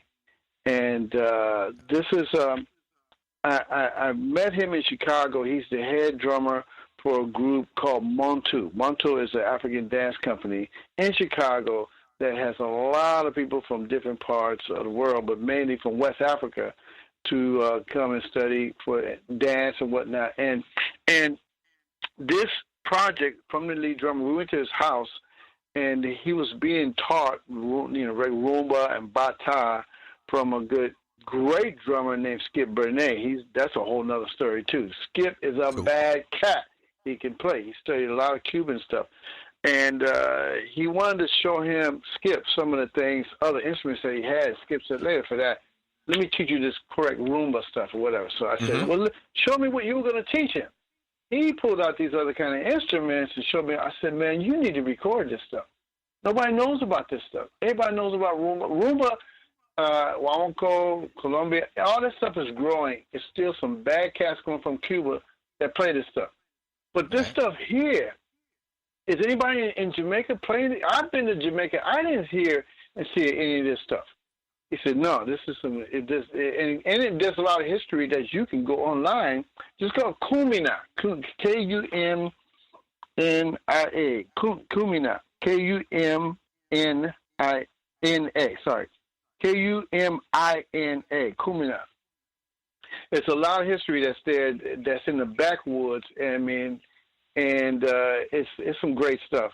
So I said, man, let's do a record on this. When you bring up if you can find it. When you bring up this song or the pattern called Maya Bengue, I was introduced to that years ago with the big reggae group that I worked with and recorded with over the years called Big Mountain. And we did a song called A Billion Bleeding Hearts. And I sat there and had the open floor to play this amazing vibe, if you will. And it's so nice because hand drums, you understand that the fact of the matter is I'm not considered a Latin percussionist by any stretch of the imagination. I'm more of a pop percussionist. So if I get called for a song that requires more of a falsetto, I will definitely push the music out to somebody else. And it's also given back to me when there's a straight ahead groove or hip hop, if you will. It comes my way since I'm so used to playing that. But, you brought up something a little while ago, which I love the fact is, we talked earlier about family and such. How long is Mr. Jackson been married? Talk to me about that for a second. I'll tell you why I'm asking that. Well, on this one, because I've been there before, we won't talk about that. But this one, okay. She's been auditioning for 12 years, and we got married a year and a half ago. Yeah, you got some nerve to say that. Is the studio door locked? And the reason why I asked that, how many, and are we a father? Pardon me? Are you a daddy? I got two sons. One, I'm a daddy. I'm a granddaddy. My granddaughter just dropped her car off here so I can go put it in the shop for her. She's going to school. The reason why I asked that, how old are your babies? Okay, one son is 24. He's a great guy. And the other one is 40. Sorry, my son's 25. One son is 25, the youngest one, and the other one is 45. I mean, I'm an old guy. My granddaughter is 21. And there's a method to my madness. I ask this for all the people itself because, Munyungo and myself, we're not 9-to-5 guys. We're not picking up our briefcase. We're not walking out the door. So we have little things that are different. Now, we're not parents by choice, but we have our godchildren running age from the age of 10 up to 44. And they understand what their uncle does. And so I'm going to throw it back to you for a second. Did your babies understand what Daddy did for a living? First of all, let me speak to my sons. Daryl Wolf Jackson, Wolf, we call him Wolf.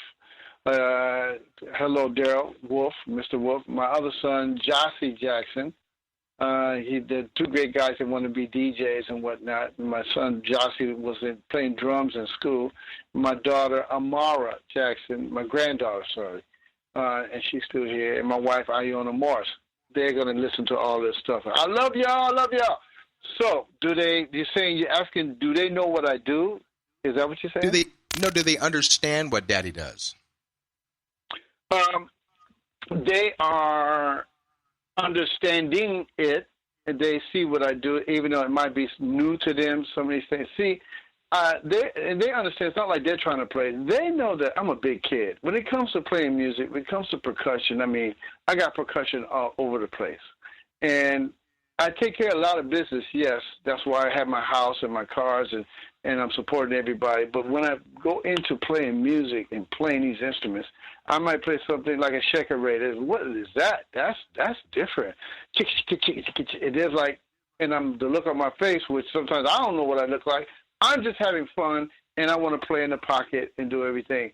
So they look at what I do, and that's something they maybe have never seen before, and they look at it and say, "Oh, wow!"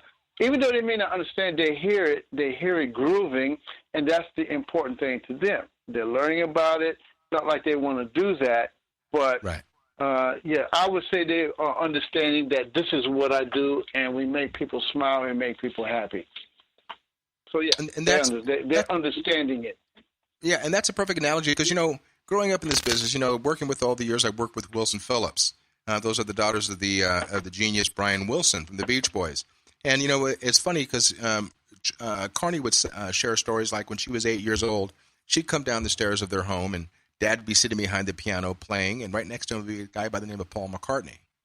And the following week, she'd come down the stairs and Dad would be playing next to a guy by the name of Elton John. And to her, these were just people playing with Dad. And it's a situation, too, where I just had a great interview 2 weeks ago with Kathy Rich, Buddy's daughter. And the same situation with her, growing up in that kind of a situation where she would hear a knock at the door. She'd go to the door and answer it, and at the door would be a guy by the name of Frank Sinatra, Tony Bennett, Johnny Carson. But to her, those were just those were Uncle Johnny, those were Uncle Frank, and Uncle Tony. So what that situation is, when you take your babies, which are grown kids now, when they come to shows and see Daddy live on these massive arenas, they've got to be tickled pink by it, the fact that that is their dad up there killing it. When I say do they get it, they've got to be knocked out what Daddy does. Correct me if I'm wrong. No, true. I mean, it's two things. They get knocked out, but number one, that's just normal. I've seen him play better. He does that all the time. It's like that. Some of them and they still appreciate it. My granddaughter, she's like, cool. My son Jossie, he's I've seen that before. Yeah, he's great. And some other things I do, and he's like, oh yeah, that's great. It's just normal with him. Right. It's not like he's not an egotistic guy, but he's used to hearing me doing things with different people, and he would love to get out there on stage also. But he knows he has to learn, and there's some other things he's into. He's into this DJ stuff. But, the kids, I love doing it, and I love the love that they put in supporting me doing this, So, and they're learning a lot also. Now, anything they want to learn, I will teach them if they have time to learn it. Munyungo, let me ask you this question, and to me, I think it's a very important question. Again, we've been in this business for as long as we have. The business is not changing yearly. The business changes monthly. And this crazy thing called the music business, which they should never use that term in the same line, music and business, because it's an evil business. And with that said, the fact of the matter, nobody's selling fucking records anymore. The millennials right now, they've never paid for music. But at the same time, too, they've missed this great thing called liner notes. They've missed this great thing called zipping up open a package on a CD and reading about it and so on and so forth. I would live for that. For the kids out there listening, I miss Record Release Tuesday. I miss that like it was, like you have no idea, hanging out at Tower Records, hanging out at Music Plus, Amoeba. And even if you're not on that album, just to know that you are there looking for some new music. I always tell young kids growing up, you have to know where music's going to know, first to know where it came from. And that's the most important thing. You have to understand the music today. And again, I'm going to sound like an old fuck right now, but I've been blessed to have interviewed the greatest. I mean, I had in my own personal home last year. We lost him this year on February the 12th, a gentleman by the name of Mr. Al Jarreau. I learned more from this man in my home. And also I had a great interview 3 weeks ago with a great R&B legend by the name of Phil Perry. And I asked these questions to these great people, and also Ann Wilson and my dear friend Michael McDonald and Andy Summers from The Police. Yeah, I'm name dropping, but I'm proud because we're the only format in the industry worldwide that is a musician talking to musicians. So I want to ask and hit on questions that interviewers aren't going to ask or understand. And you said a little while ago, you mentioned the fact about a great drum called the Djembe. The Djembe, it's one of the greatest drums that people listen to. And for all the people that are not percussionists but want to hang out at a drum circle, 9 times out of 10, you're going to have a wider drum head on top. It's going to narrow out at the waist, and it's going to have a smaller, bottom to hold it up, or you play it between your legs and holding it on with the strap. And you mentioned a little while ago an instrument called the bata.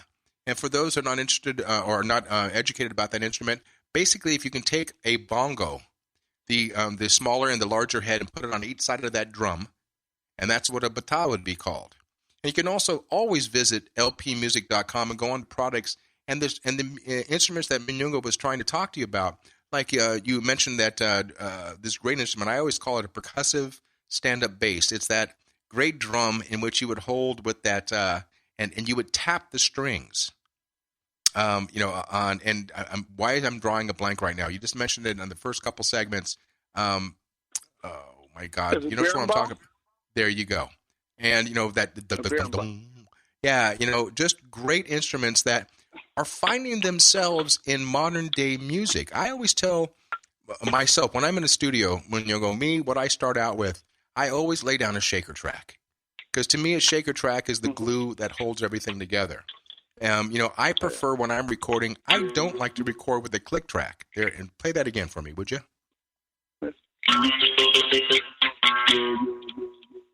Yeah,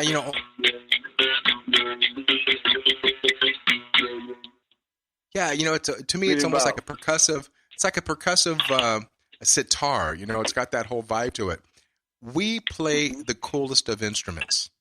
And as I said before, playing that the track, starting out, most of my songs that I record on is always that shaker that keeps everything together. And we've been blessed to work with some of the greatest drummers. As I always say, when you work with the J.R. Robinsons, when you work with the Vinnies and so on, it's great to work with a drummer that provides such a deep groove that you got to get a ladder to get out of it. And that's the same situation, too, with you and I. People hire Munyungo, people hire Jackie, and the ones we've talked about, because they know what they're going to go after and they're going to get what they're looking for.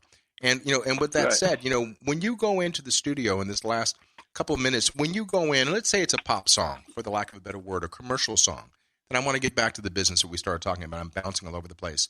What do you lay down first? What makes you comfortable? What tracks do you lay down first on a song? Unbelievable. And it depends on how the tracks are laid. If there's some tracks, for me, if there's some tracks that are not laid with a click, right. But it's just human pocket, lock it.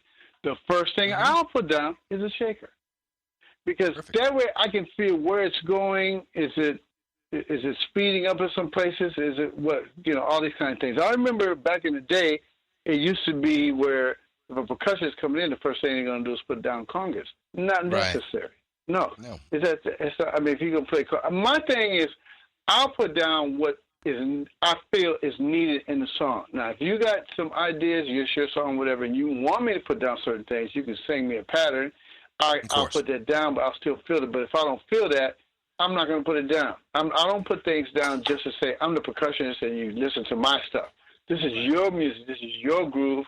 I want to marry to your groove. I want to listen to your groove where you guys are and enhance it.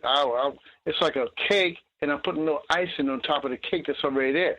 If it's a carrot cake, I'm going to put a certain kind of icing on it. If it's a chocolate cake, I'm going to put something different. I'm not going to take and put the same thing on all the cakes. And that's just to say that certain rhythms that I want to play, I want to put me on it.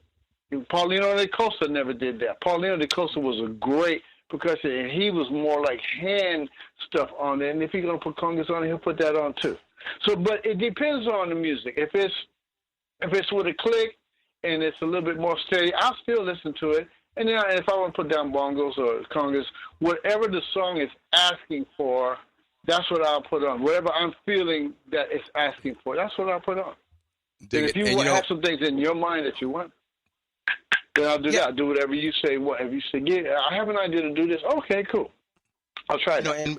And if you don't mind, when we come back, believe it or not, guys, when we come back on the last segment, this is blown by at rocket ship speed, coming out of segment number 5, going into segment number 6 with my in-studio percussionist, legendary percussionist, Mr. Munyungo Jackson. Munyungo, I want to pick up that because I want to ask a couple questions with regards going back into the studio and so on, that I want to get back and ask you about your professional opinion of the music business or the lack thereof. So when we come back, guys, on the last segment, segment number 6, with Munyungo Jackson playing in the background, play it, brother, slat tone drum.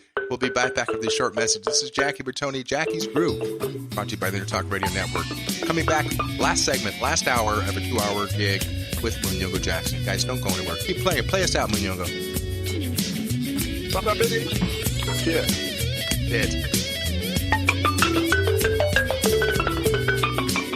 Hi, Hi, this is Tim Dolbear, host of Sound Experience here on Intertalk Radio. And Source Connect by Source Element is the essential tool that we use to link between my studio in Austin, Texas and the WS radio station in San Diego. Now with Source Connect, not only can we communicate in real time and with HD audio, but it's synced up and is of a high enough quality that I can use it for real-time ADR work, remote recording and overdubbing, and it even allows me to remotely control a DAW. Source Connect by Source Element. Affordable, high-quality audio and video connection over the internet for all of your production needs. You know what's all around you every waking moment of your life? Marketing. You're choking on it. I'm Scott Robertson, and when it comes to strategic PR, branding, and marketing, I've seen it all. And actually, I'm still seeing it because bad marketing never sleeps. Join me each week on May the Best Brand Win, right here on Intertalk Radio, and learn how to make the marketing for your brand unforgettable. Make this your vinyl night. I'm John J.R. Robinson, and every week, music creation comes alive through stories, experiences, and sounds when vinyl records filled our hearts and minds. My friends and I share our tips and techniques used in creation of iconic tracks for recording artists such as Michael Jackson, Eric Clapton, Quincy Jones, and Steve Winwood, to name a few. Vinyl has emerged hot, and the soul of vinyl defines art and passion which burns deepest at night. Tune in every Wednesday at 2 p.m. Pacific Standard Time on intertalkradio.com. Are you serious about your music? Are you ready to run with the big dogs? The experts at Pitbull Audio have the gear to get you into the game. From leading manufacturers like Mesa Boogie, Fender, Pioneer, and American Audio. To sound your best, you need the best. Pitbull Audio can deliver in rehearsal, on stage, and into the big time.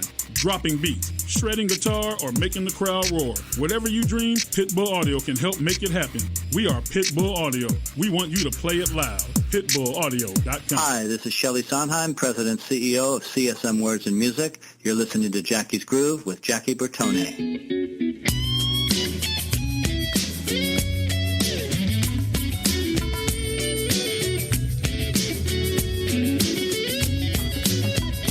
Welcome to Jackie's Groove. Come journey with us through the rhythm of the music business with your host, Jackie Bertone.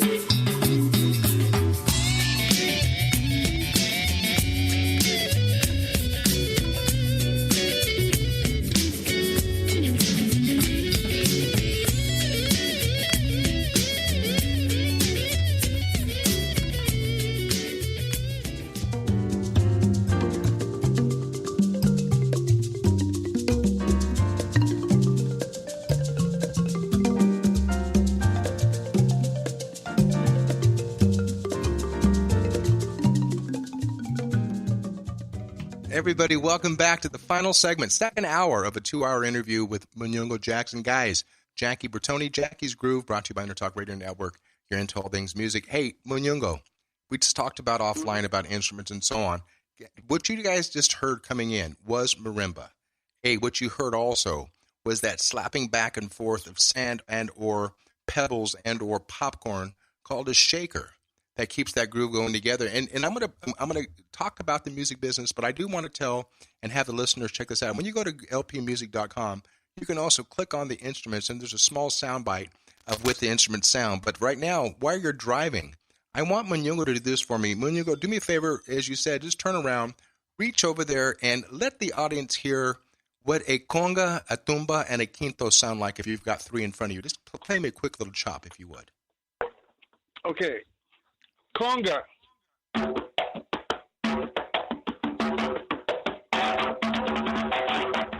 That's a conga. This is a tumba.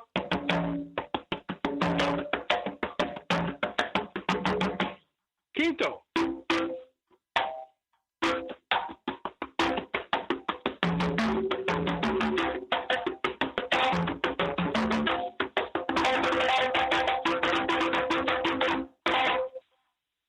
Perfect. And if you reach over there, go ahead and grab it and give me a little something on bongo.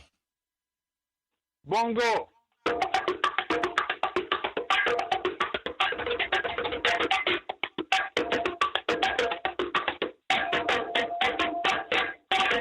Those are bongos. A little timbale, por favor. Ah, where my sticks at? Where my sticks at? Here we go. How about that? Beat them, boom. Da da da da. There we go.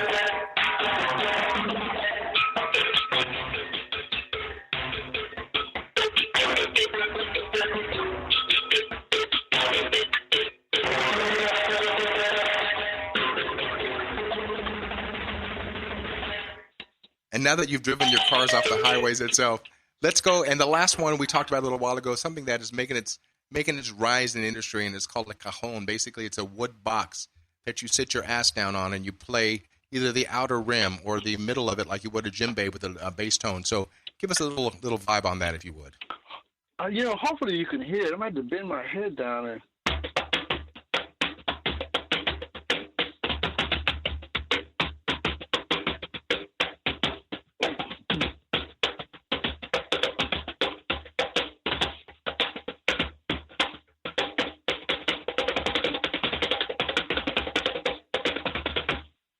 Home. Yeah, man. And see, that's the. Could you hear? Yeah, man, perfectly. And the fact is, like I always say this, and I was talking to Kevin Ricard and a lot of other percussionists, a lot of drummers out there that are playing. They don't want sands of a big trap set. They'll play at a local club. Drummers have a hard time playing cajon because they're playing it like a drum set. You don't play cajon like a drum set. You're simply there to add to the groove, to sit there, add to the feel, and so on. So that's my take on it. So let's go back for a second. Thank you, Munyungo, for educating the listeners. But I have to ask you a question because I want you to educate the listeners also. The music business in the state that it's in right now, the millennials, we're not selling albums anymore, unfortunately.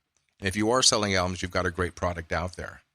What is your feeling and what is your take on the music business or the lack thereof? Share with my listeners, please.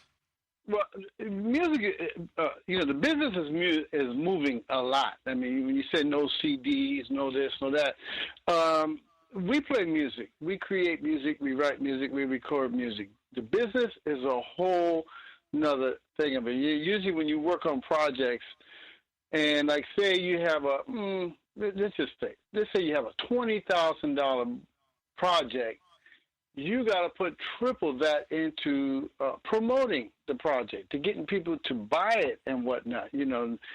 Nowadays, there's not record companies the way it used before. You can just write a song, record it, and of course, copyright it and get your own publishing company, whatever, and put it out online and sell it. You can do that. Depending on what song you got to get a license for. But it's not like the record companies used to be. And there are still some record companies, but there's a lot of different ways to deal in the music business, and I know there's some people that know more than me. I love being a percussionist. I love being a musician, a producer, but the business side of it, I'm still learning. But there's a guy named Kamasi Washington who got together with his guys, and they would play and write some music and just jam, but, they would put these tunes together, and each song is about 5-10 minutes long. He's got a three CD package, CD. Now, I've never heard his music on the radio. It's not like I listen to a lot of radio because I'm busy dealing with producing and writing a lot of music, too, and I got a lot of music in my head, so I don't listen to the radio a lot like I should, even more so. But when I do, I listen to K-Jazz and whatnot, I don't hear a lot of new music that's coming out. A lot of salsa music, there's a lot of that more coming out. But he put out a 3 CD package. And, I mean, he's working his butt off from that. So I wouldn't say I'm working on a project now, a Christmas project that I'm going to put out this year. Baby, It's Cold Outside. I have a version of that that's like kind of killing. So wait till that comes out. And so when I'm going to put it out just online. But the guy who does the CD, presses the CD, he said, you want some CDs from there? I said, no, I'm not going to. Where am I going to sell them? He said, man, you should have some in your hands anyway, even if it's for promotion or whatever. Have it in your hands. This project that I did with, called Kude, about the guy that's from Jamaica, when you get this CD, when you guys get the CD, it's like a book. It's a lot of educational stuff and a lot of information. You can listen to the music and just hear the music and drive along and whatnot. It's very historic, but when you get the CD, there's a lot of information on it that you don't see on the radio. And it's not like I don't want to do that, but I did it just because there's a lot of information to gain from this music. So when you do get the CD, you can put it in your whatever, your bookcase, whatever, because it's a lot of information about this type of drum and this culture that's happening in Jamaica. So, I mean, I wouldn't say don't do a CD, I think it's still important to do that. And then still to move on to things, because a lot of people are doing things online. They're promoting online. They're letting people know about the music online. We just have to move with the world, but I wouldn't say give it up. There's still some people that have turntables. They say, man, do a record so we can spin it. There's some DJs that are still using needles to play songs, you know. You can tell you, if you know some DJs working at certain clubs, you got some dance music, you know, get it to a DJ. It's going to be on a CD, not downloading. Of course, there's a lot of things I don't know about that too. So, you know, and with that said, so correct me if I'm wrong, do you or do you not? Do you get today's music, not the business, but do you get today's music that you're listening to on the radio? I don't. Do you get it as in what? In understanding, or get it period? I get it. Both sides. Do you get it? What it's trying to translate? Are you taking anything? I mean, people. I don't hear bridges anymore. I don't hear hooks. Something that's it's a lost situation. I mean, do I sound old? Yeah, probably. You know, I just don't get it. You know, that's why people like the groups like Styx, Earth, Wind and Fire, Chicago, Tower of Power, and the likes. They're still selling out big venues, arenas, because the music is real, and there's something to substantiate with that. So again, answer the question: do you understand the music that's being played on the radio today? I don't know if it's about me understanding. It's about how people are taking it. You know, like for instance, what you just heard when we're coming off a commercial. What you just heard is a tune that's coming on. That's on my project that I'm working on. And it's very melodic. It's the instrument. It's not a marimba. It's a balafon. It's like an African marimba, but it is dealing with a groove called changui, and it's what that is. So it's educational, but it's musical also. I will always put music out. I will always deal with some melodies, not just a groove. A lot of these songs now, it's just almost like a vamp, and this is what young people are listening to. But more people are listening to young people playing music.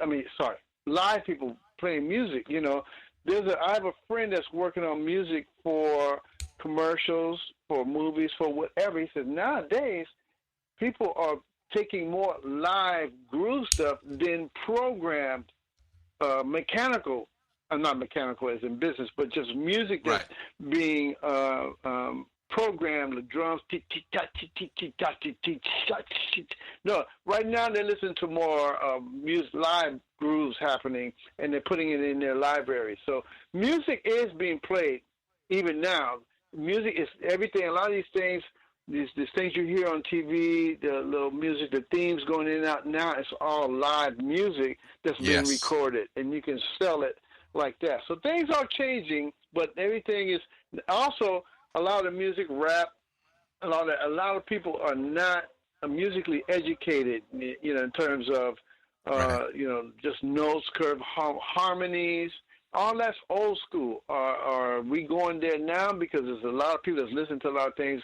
Some of these things they got with the voice is some kind of mechanical thing that sounds like your voice. They wanted to sing in perfect tune. Right. So they're using this thing that puts you in perfect tune, because a lot of people are not learning to sing in tune. Auto-tune, baby. Auto-tune, yeah. If I can get one, how much are they, man? Can I go get one? Yeah, you don't need one, you know. And I want to ask you this question because you brought up something I'm looking at. A message just came into me. Excuse me, as I clear my throat. And it's a song coming up. And before you and I got on the air, I was just going back and forth with the producer on this vocal track that I'm going to be doing with Big Mountain. He asked me, do I need a scratch vocal on the track? My response was, most definitely. Now, they have a new producer coming in, so if it was the older guy, he would understand the fact that that's the way I want to record. And for the listeners out there that don't know what the word scratch vocal is, it's not the final vocal that you're going to hear on the tune. It's either the lead singer of the group or somebody with a decent voice that's going to go in, and he's going to put the words in. So Jackie doesn't step on certain nuances with, you know, a shaker and or a triangle or a bell tree or wind chimes.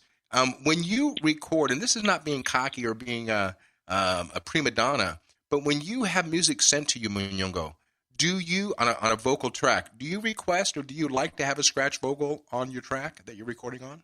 Oh, heck yeah. I want to hear the melody of the song. I want to hear what the song is about, how it's moving. whatever. Yeah, the idea of the song, what it's talking about. Yeah, I want to know everything, not just the track. But there are some people that send me tracks before they put, and I'll put something simple on it. But I definitely won't get in the way. I don't want to get in the way with the melody of the vocal and the rhythm of it, and that whole thing. So yes, scratch. Yeah. Give me as much as you can about this song, and then we'll go from there. Then when you're recording also, something that's going here just because you and I are in the same shoes here. When you're recording a track, myself personally, I give the producer, the artist, more than they're asking for, meaning the fact they can chop it up. I'll give them different versions of a different conga pattern, a different version of a bongo pattern, different version of chimes when they're coming in and out, ocean drum, wind, rain stick, etc. Do you give them more bang for their buck when you're recording, for the lack of a better word or phrase? It depends on, the artist, and it depends on what they want. But for the most part, no. No. I get direct with it. This is what it is. If you like it, cool.